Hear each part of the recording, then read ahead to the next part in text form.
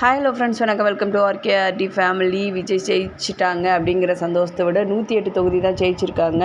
இப்போ அடுத்து என்ன பண்ணலாம், யார் கூட கை கோர்க்கலாம் அப்படிங்கிறத பற்றி பேச்சுவார்த்தை போயிட்டுருக்கு. எல்லா பேரும் தாவேக்காவில் ஜெயித்த அனைத்து எம்எல்ஏக்களும் வந்துட்டு இப்போ பனையூரில் உள்ள ஈசிஆர் பக்கத்தில் ஒரு ரெசார்ட்டுக்கு வந்துட்டுருக்காங்க. அனைவருமே சந்தோஷத்தோடையும் ஒரு எப்படி சொல்கிறது, அனைவர் முகத்தையும் பார்த்தாவே அந்தளவுக்கு ஒரு சந்தோஷத்தோடு வந்துட்டுருக்காங்க. வந்துட்டு எல்லாரையும் கூப்பிட்டு ஒரு மீட்டிங் மாதிரி போட்டு இப்போ யார் கூட கை கோர்க்கலாம், அடுத்த கட்ட நடவடிக்கை என்ன, நம்ம எப்போ முதலமைச்சருக்கான நம்ம தகுதியை அடைவோம் அப்படிங்கிறத பற்றி பேச்சுவார்த்தைலாம் போயிட்டுருக்கு. இப்போ அடுத்த கட்சிகளோட ஒரு மக்கள் எல்லாமே வந்துட்டு விஜயோட வீட்டு முன்னாடி நேற்றே போய் ஒரே ஆர்ப்பாட்டம் குவிஞ்சிட்டாங்க.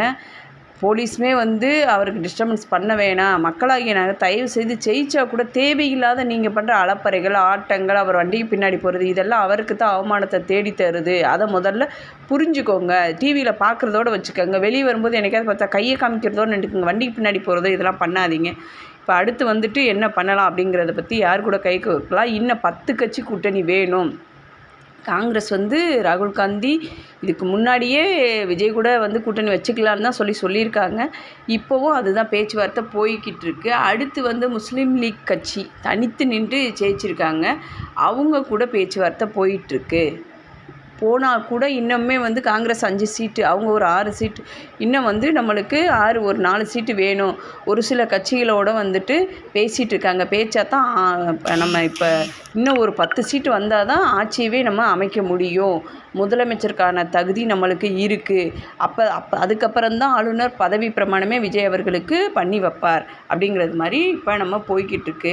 அடுத்து பேச்சுவார்த்தை நடத்திக்கிட்டு இருக்கு. அடுத்து எம்எல்ஏக்கள் யாரும் விலை போயிடக்கூடாதுங்கிறதுக்காக எல்லா எம்எல்ஏயுமே ஜெயிக்கிறதுக்கு 4ஆம் தேதிக்கு முன்னாடியுமே விஜய் பனையூருக்கு கூப்பிட்டு எல்லா எம்எல்ஏக்குமே ஜெயிச்சு அடுத்த செகண்டே இங்கே வந்துடணும், பனையூர் வீட்டுக்கு வந்துடணும். ஏன்னா உங்களுக்கு தெரியும், ஏடிஎம்கேல கூவத்தூரில் அடைச்சி வச்சுது என்னென்ன பண்ணாங்க அப்படிங்கிறதெல்லாம். ஒரு சில இடத்துலையுமே ஓட்டுக்கள் ஒரு சில இடத்துலையுமே இப்போ சென்னையை பொறுத்த வரைக்கும் 114 இடம் ஜெயிச்சிருக்கு. ஒரு சில இடத்துலையுமே ஓட்டுக்கள் தவறாக எண்ணப்பட்டிருக்கு. அதை மறுபரிசீலனை பண்ணணும் அப்படிங்கிற மாதிரி பேச்சுவார்த்தை போய்கிட்டு இருக்குது. இந்த 2026 சட்டமன்ற பேரவையில் சட்டமன்ற தேர்தலில் ஜெயிச்சது 108 இடம் தாவேக்கா. அப்போ இன்னும் 10 இடம் வேணும். 10 இடத்துக்கு பேச்சுவார்த்தை நடக்குது. இதில் என்ன பேச்சுவார்த்தைங்க, ஏடிஎம்கேயும் டிஎம்கேயும் நம்ம 2 பேரும் கைகோர்த்து விஜயை தமிழ்நாட்டை விட்டே துரத்தி அடிப்போம், தாவேக்காவையும் அந்த கட்சியே இருக்கக்கூடாது அப்படிங்கிறது மாதிரி பேச்சுவார்த்தை போயிட்டுருக்கிறது மாதிரியும் இப்போ நம்மளுக்கு நியூஸ் எல்லாம் வந்துட்டுருக்கு. இப்போ நடுவில் இருந்து ஒரு சில அம்முனின்னு கூட சொல்ல முடியாது.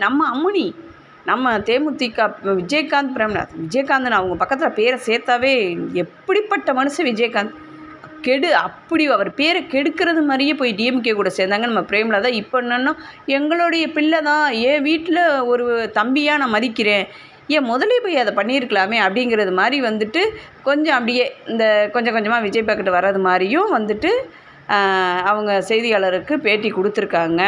இப்போ கட்சியில் பெரும் புள்ளியெல்லாம் இப்போ தாவேக்காவில் பெரிய புள்ளி அப்படின்னு சொல்லப்போனால் நம்ம செங்கோட்டையன் அவர்களை சொல்லலாம்.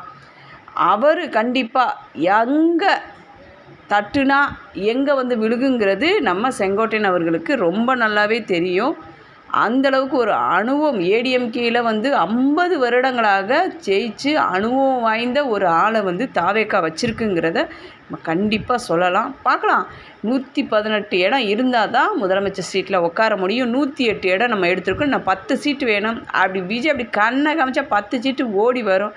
யாரெல்லாம் கூட்டணி போகிறாங்க, டிஎம்கேலேருந்தே ஒரு 10 எம்எல்ஏ வர்றது மாதிரி பேச்சு, அவங்களே நான் சேர்ந்துக்கிறேன் அப்படிங்கிறது மாதிரியும் பேச்சுவார்த்தை போயிட்டுருக்கு. இன்னும் 10 எம்எல்ஏக்கள் மட்டும் 10 சீட்டு மட்டும் நம்மளுக்கு கிடச்சிருச்சின்னா போதும். கண்டிப்பாக விஜய் கூட சேர்றதுக்கு யார் வேணாலும் வருவாங்க. நம்ம அவங்கள காசு கொடுத்து வாங்கணும், ஒரு கட்சியை உடச்சி தான் வாங்கணுங்கிற எந்த அவசியமும் இல்லை. வெயிட் பண்ணி பார்ப்போம். கண்டிப்பாக ஆட்சி அமைப்போம்.